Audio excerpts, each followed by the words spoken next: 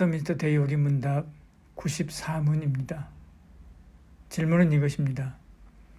타락한 후의 사람에게도 도덕법이 소용이 있는가? 답변은 이렇게 이야기합니다. 타락 후에는 아무도 도덕법에 의해 의와 생명에 이를 수 없다. 그러나 중생한 자와 중생하지 못한 자와 마찬가지로 모든 사람에게 공통적으로 크게 소용되는 것이다. 얘기합니다. 도덕법은 하나님의 뜻과 의지라고 했습니다. 오늘은 이 도덕법이 타락한 이후에도 유용한가? 라고 하는 질문이고요. 답변은 한마디로 필요하다. 하지만 제한적이다. 라고 말합니다. 다음 질문, 답변 간단한데요. 앞부분에 이렇게 이야기합니다. 타락한 후에는 아무도 도덕법에 의해 의와 생명에 이를 수 없다라고 얘기하죠. 인간의 자력으로 구원에 이를 수 없습니다. 갈라디아서 2장 16절 이렇게 말씀하죠. 후반절에요. 그리스도를 믿음으로써 의롭다 함을 얻으려 함이라. 율법의 행위로서는 의롭다 함을 얻을 육체가 없느니라 이렇게 말씀하죠. 그렇다고 율법에 문제가 있어서가 아닙니다.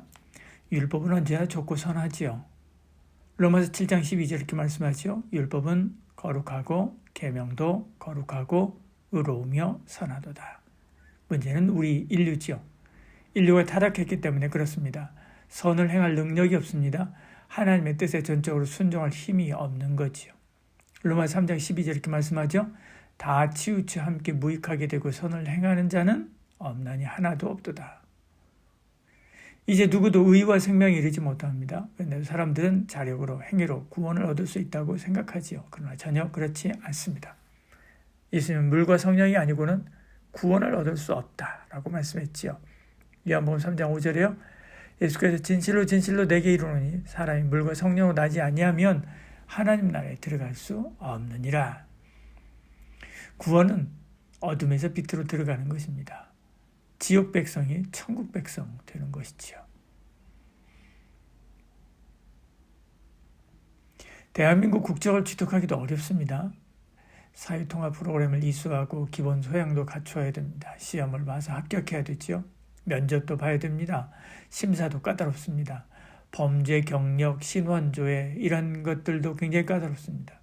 하물며 지옥 백성이 천국 백성 되는 것이 선행 몇 번 하는 것으로 가능할 것 같습니까? 그렇지 않습니다. 죽음의 생명으로 옮기는 이 일이 내가 할 수 있는 일이 아닙니다. 내 능력 바뀌지요. 교회 다닌다고 되는 것도 아니고요. 성경 많이 안다고 되는 것도 아닙니다. 착한 일 많이 한다고 되는 것도 아닙니다. 종교생활로 천국 가는 것이 아니지요. 복음으로 가는 것입니다. 기독교에는 종교생활이 있습니다.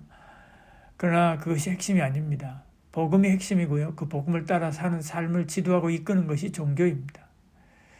그러나 복음은 그렇지 않습니다. 복음은 하나님이 하신 일이지요. 하나님이 인간의 몸을 입고 이 땅에 오셨습니다. 우리가 죄를 지고 우리 대신 십자가에 죽으셨습니다. 그리고 사흘 만에 다시 사셨지요. 복음은 우리에게 뭘 요구하지 않습니다. 복음은 단지 믿기만 하라라고 말씀하지요. 예수를 믿는 것, 그분을 마음에 영접하는 것입니다. 예수로 옷 입는 것인지요. 그래서 그리스도의 이름을 가진 그리스도인이 됩니다.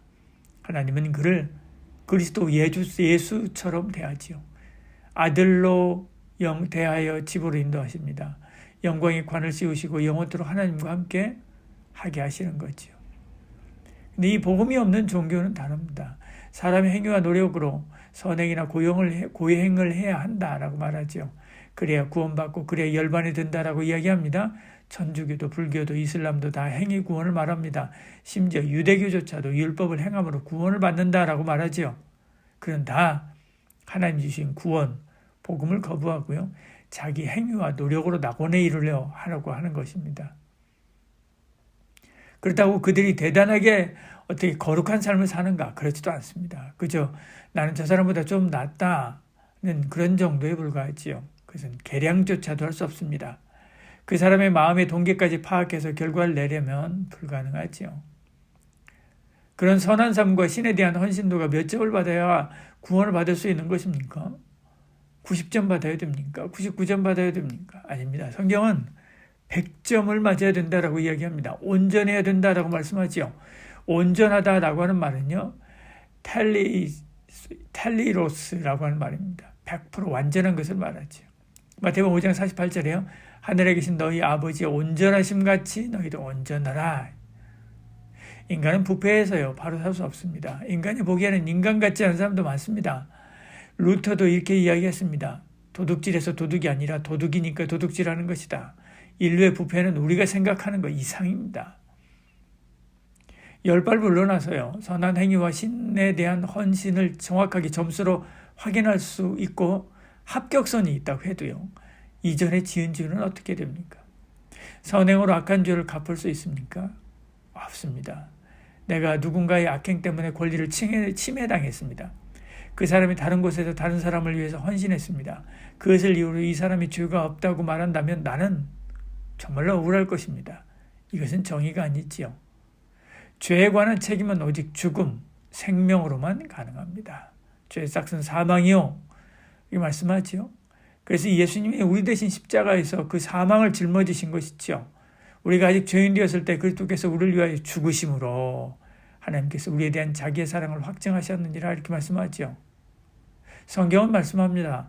정거는 천하 인간의 구원을 받을 만한 다른 이름을 우리에게 주신 일이 없다. 오직 하나 예수를 믿음으로 구원받는다라고 이야기했습니다. 너희는 그 은혜에 인하여 믿음으로 말미암아 구원을 받았나니 이것은 너희에게서 난 것이 아니라 하나님의 선물이다라고 이야기하죠. 행위로 할 수 없습니다. 행위에서 난 것이 아니니 에베소 2장 9절 이렇게 말씀하죠. 누구든지 자랑하지 못하게 하렵니다. 그러므로 자랑할 수도 없죠. 그저 감사할 따름입니다. 답변은 이어서 이렇게 이야기합니다. 그러나 중생한 자와 중생하지 못한 자와 마찬가지로 모든 사람에게 공통으로 크게 소용되는 것이다. 그렇다고 해서 율법을 폐기해야 되는가? 그렇지 않죠. 우리가 선하게 사용해야 됩니다. 디모데전서 1장 8절이요. 율법은 사람이 그것을 적법하게만 쓰면 선한 것임을 우리가 안다 이야기하죠. 모든 사람에게 유용합니다. 거듭나지 못한 사람에게도 유용하고요. 거듭난 사람에게도 유용합니다. 이런 내용을 이후에 계속해서 다루게 됩니다. 95문, 96문, 97문 계속해서 이런 이야기들 나누게 됩니다. 저와 여러분 모두가 다 하나님의 말씀 그 뜻을 쫓아 순종하며 살아감으로 하나님께서 기쁘시게 하는 삶을 살아가는 은혜가 있기를 축복합니다. 우리의 구원은 오직 예수, 십자가, 복음, 이 복음 때문임을 잊지 마시고 또 이 복음을 전하는 삶을 살아가는 저와 여러분들을 축복합니다.